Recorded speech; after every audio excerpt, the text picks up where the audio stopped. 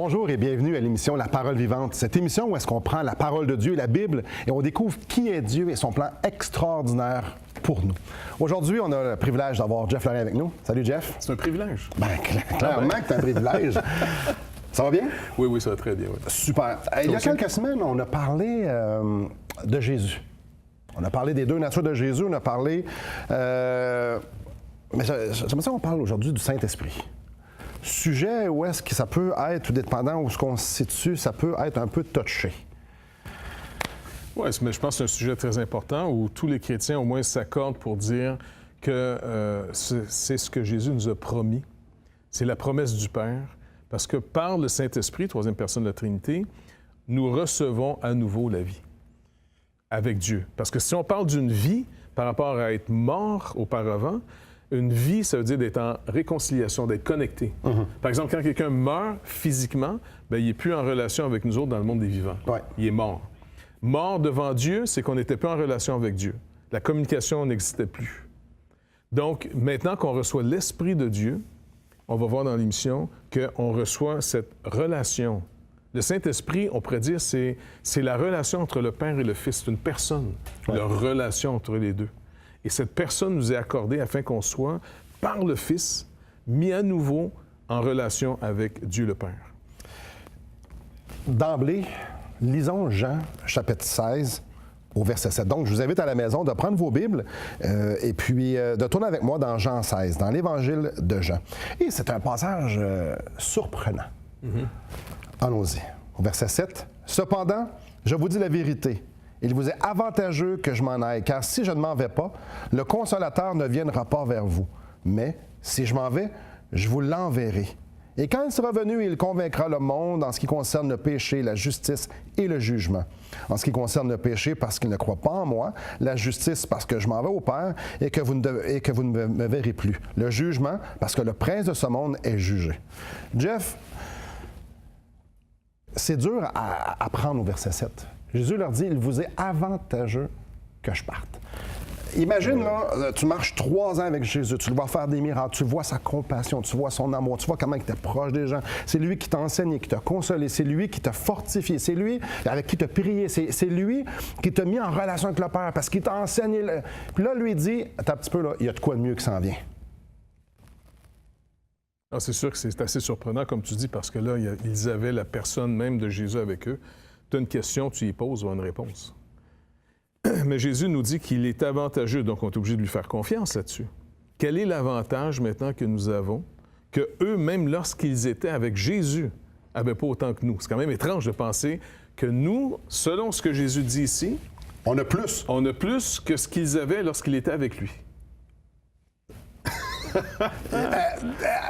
Ouais, c'est ça. Ben oui, exactement. Parce que si on avait le choix aujourd'hui, on demande au commun des mortels, tu as le choix entre Jésus et le Saint-Esprit. Ils vont être avec toi tout le temps. Là. Tu choisis un des deux. Je pense que la plus grande majorité des gens vont dire, ben, je vais prendre Jésus. Parce que je pense que la promesse ici, c'est que ça va devenir vie et non pas simplement quelque chose en dehors. Parce que le Seigneur nous dit dans d'autres passages, à moins que le grain de blé, qui représente lui, là, ne meure, il demeure seul. Mais il est seul à quoi? Qu'est-ce qu'il y avait à lui seul? Il va dire aussi, Jean va nous rapporter une histoire, quand ils sont en Samarie, là, il va arrêter près d'un puits. Oui. Et puis, donc, il va donner l'Évangile, au fond, à cette dame. Il va annoncer qui il est. Bref, quand les gars reviennent, ils sont pressés de le faire manger parce qu'ils voient le village des Samaritains arriver. Puis entre les Juifs et les Samaritains, ça ne s'accordait pas trop. Ouais. Donc, il dit, vite, vite, mange. Il dit, non, j'ai déjà mangé une nourriture que vous ne connaissez pas. Là, tu te dis, wow, c'est quoi cette nourriture-là? Il dit, y a-tu quelqu'un qui serait venu lui donner la nourriture? C'était de faire la volonté de Dieu. On parlait dans d'autres émissions comment on pourrait trouver un bonheur incroyable que d'avoir été trouvé, avoir fait la volonté de Dieu. Tu sais, je te parlais de l'histoire de mon premier pasteur, un de mes premiers pasteurs, qui, ayant reçu un montant qui n'était pas prévu dans son budget, vivant très bien de ce qu'il avait, c'est un gars très sobre. Bon, mais il ne comprenait pas qu'est-ce que je fais avec cet argent-là. Pour lui, attends, on ne touchera pas à ça avant qu'on puisse discerner à quoi est destiné cet argent. Jusqu'à ce qu'à un moment donné, comme je te dis, un homme d'affaires était venu le voir, et puis c'était exactement le montant qu'il avait eu. Il était tellement heureux d'avoir trouvé à quoi était destiné cet argent. L'homme d'affaires était tellement heureux de voir que le Seigneur avait pourvu au projet qu'il croyait être de Dieu, Les chrétiens trouvent une joie incroyable, une satisfaction incroyable d'avoir trouvé la volonté de Dieu. Et ça, c'est le Saint-Esprit qui nous accorde ça. C'est le Saint-Esprit, comme Paul dit dans sa 2e lettre aux Corinthiens, tu sais, quand il finit avec la fameuse bénédiction, là, et il va finir avec, entre autres, et que la communication ou la koinonia, la communion du Saint-Esprit soit avec vous. Communion comment? Entre nous et Dieu, et aussi entre nous tous, dans la famille de Dieu. Parce qu'il faut comprendre que tous les chrétiens, tous ceux qui ont mis leur foi dans le sacrifice de Jésus-Christ, reçoivent le Saint-Esprit alors qu'ils le font. Et c'est super intéressant et les gens doivent comprendre que c'est comme ça que Dieu nous communique sa vie. Donc, le Saint-Esprit vient habiter en nous. Alors que nos péchés sont pardonnés, alors que notre communion avec le Père est rétablie ou établie, tout ça se fait par l'entremise du Saint-Esprit. C'est même le Saint-Esprit qui nous a emmenés à la croix, qui nous a ouvert les yeux, qu'on puisse voir qui nous sommes, qui est Dieu. C'est par le ministère du Saint-Esprit. Donc, le Saint-Esprit nous amène à être en communion et nous transmet la vie de Dieu parce qu'il est lui-même Dieu. Et c'est comme ça qu'on peut maintenant être en communion. Donc, on prend une petite pause avec ça. On a beaucoup à dire. On a beaucoup à dire. Croyez-nous, c'est un sujet très, très vaste. Et après la pause, nous allons justement continuer à parler de la 3e personne de la Trinité, du Saint-Esprit. Restez avec nous.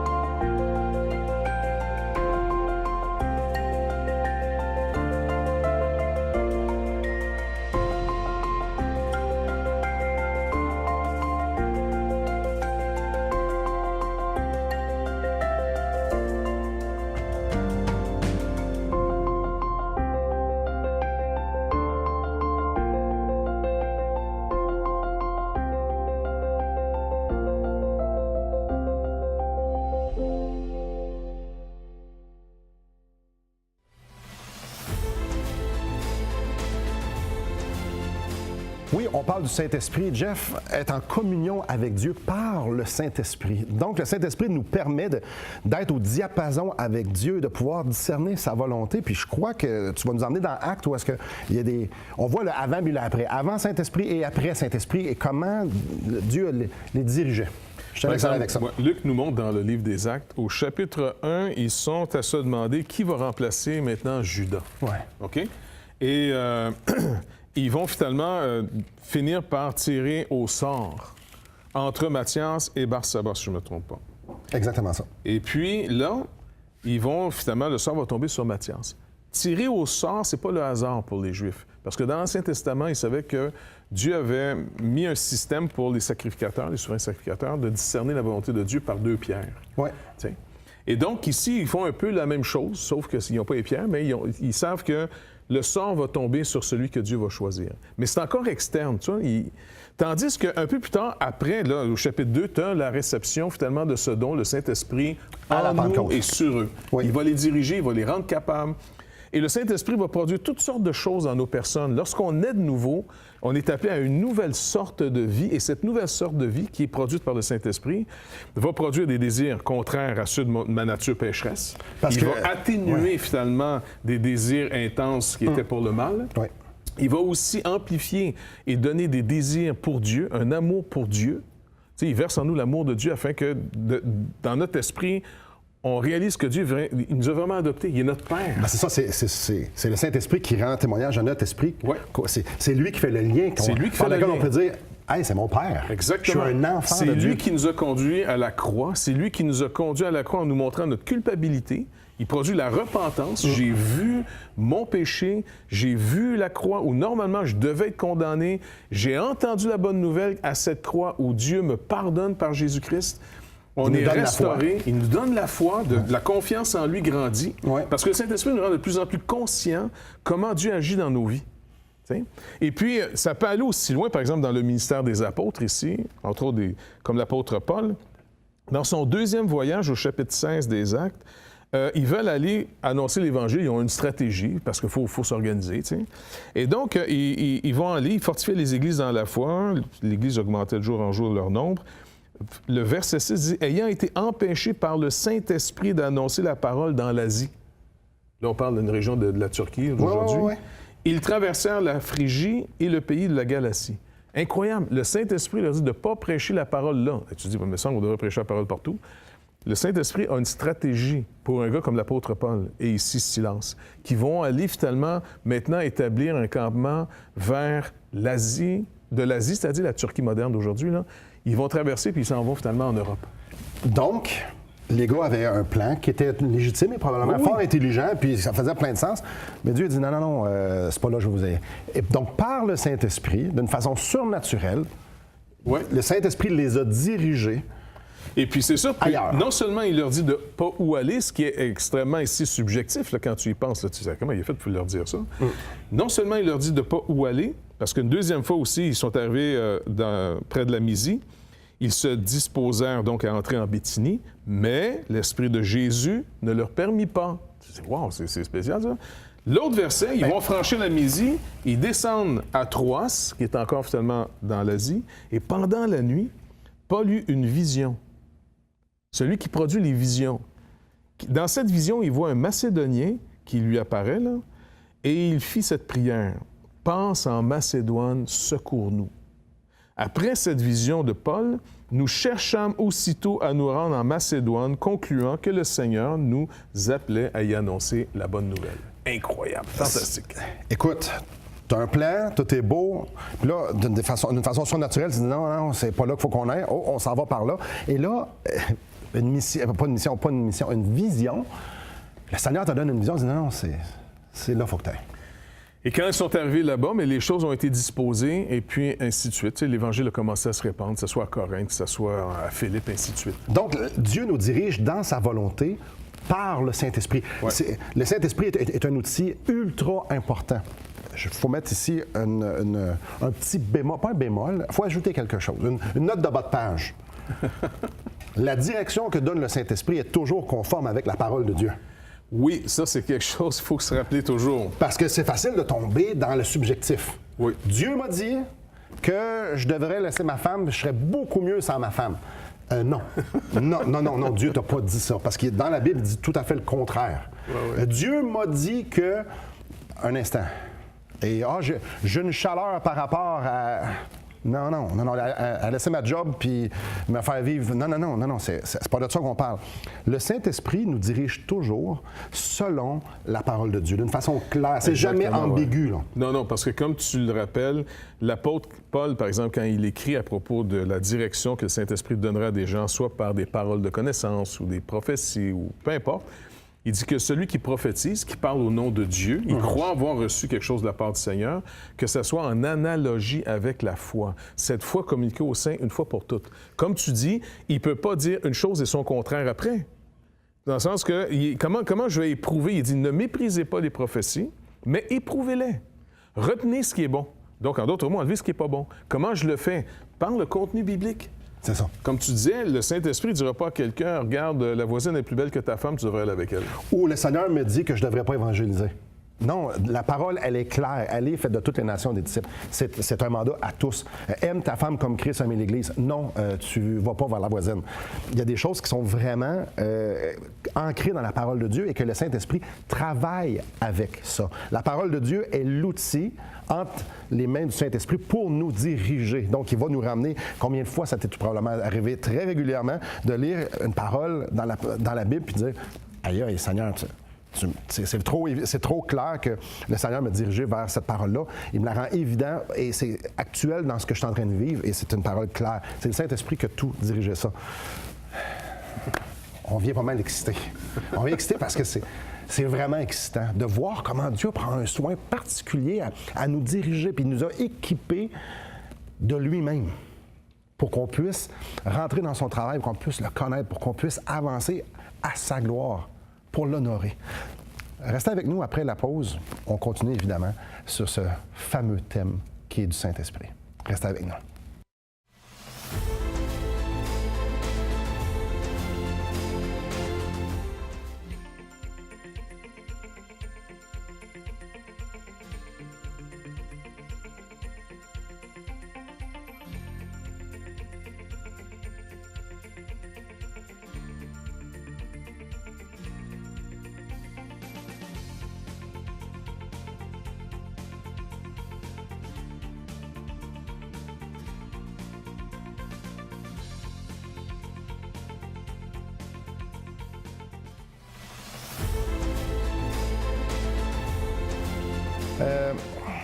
Comment je fais pour savoir si j'ai le Saint-Esprit ou non, Jeff? Faut que tu fasses un miracle ou deux. Après ça, tu penses que tu l'as. Oui, d'accord. Non, excusez-nous. D'abord, ça produit... T'es scellé du Saint-Esprit. OK? C'est l'expression, finalement, qu'on voit dans les Écritures.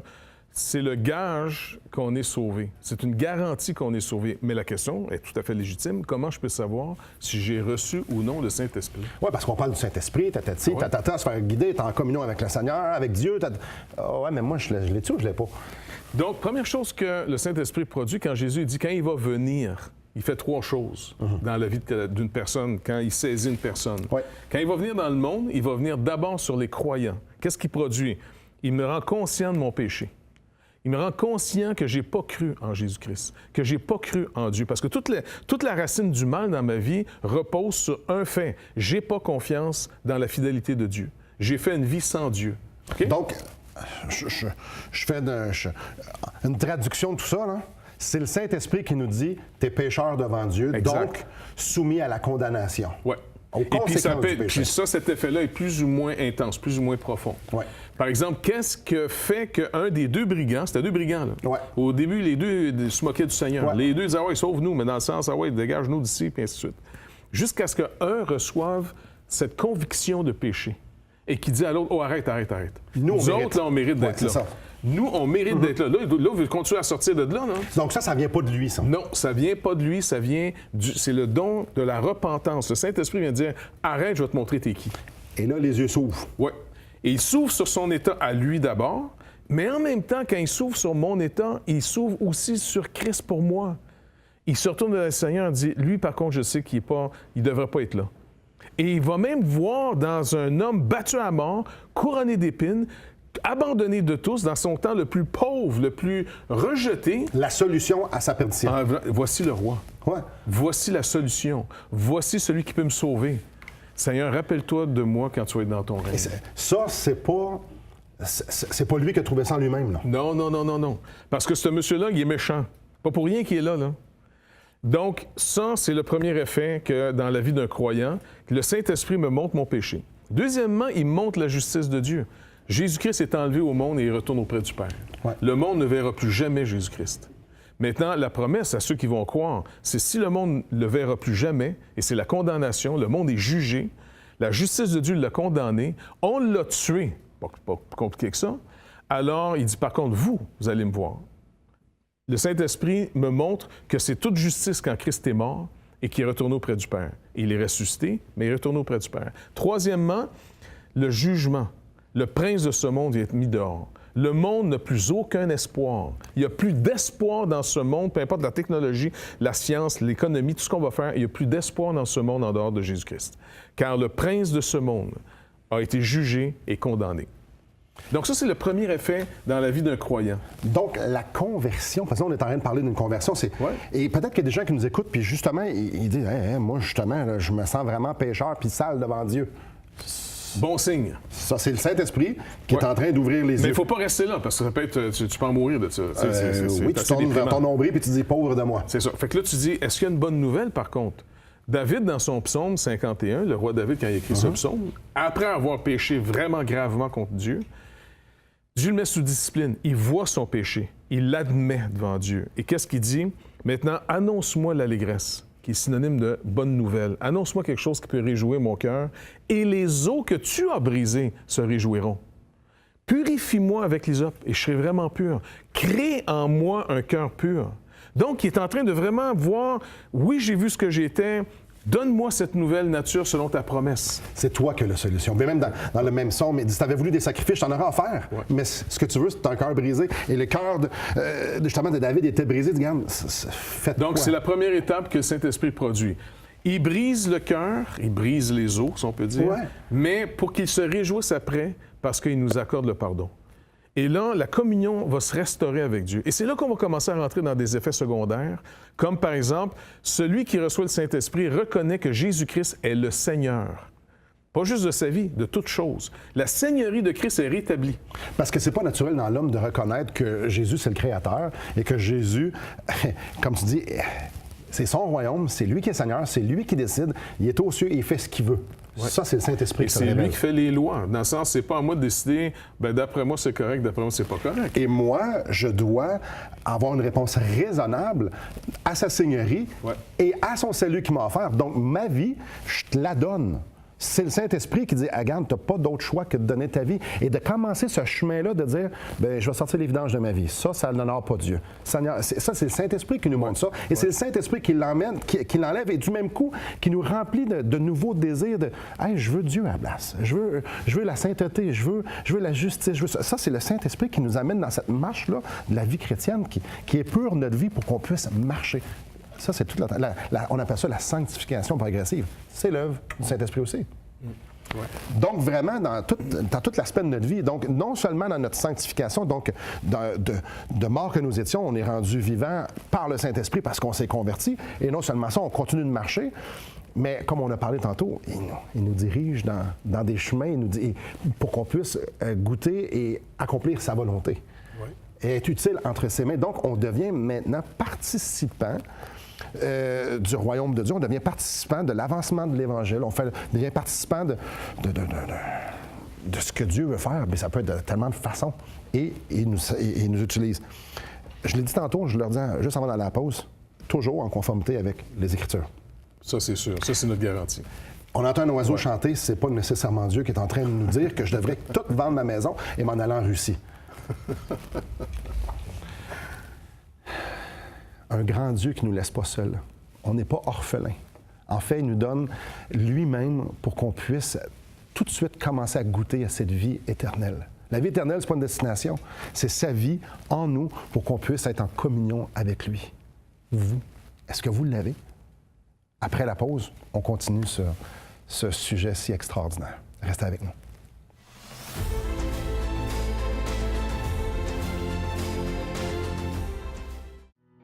Assistez à un merveilleux déjeuner de l'espoir dans votre région. Un invité vous racontera comment Dieu a transformé sa vie et comment son cœur, souffrant, a trouvé une joie indicible en développant une relation personnelle et intime avec Dieu et son Fils Jésus-Christ. Des églises locales organisent de tels déjeuners dans plusieurs régions du Québec. Découvrez où et quand vous pouvez assister à un déjeuner de l'espoir dans votre région en visitant le site espoir.ca et en cliquant sur l'onglet « Déjeuner ».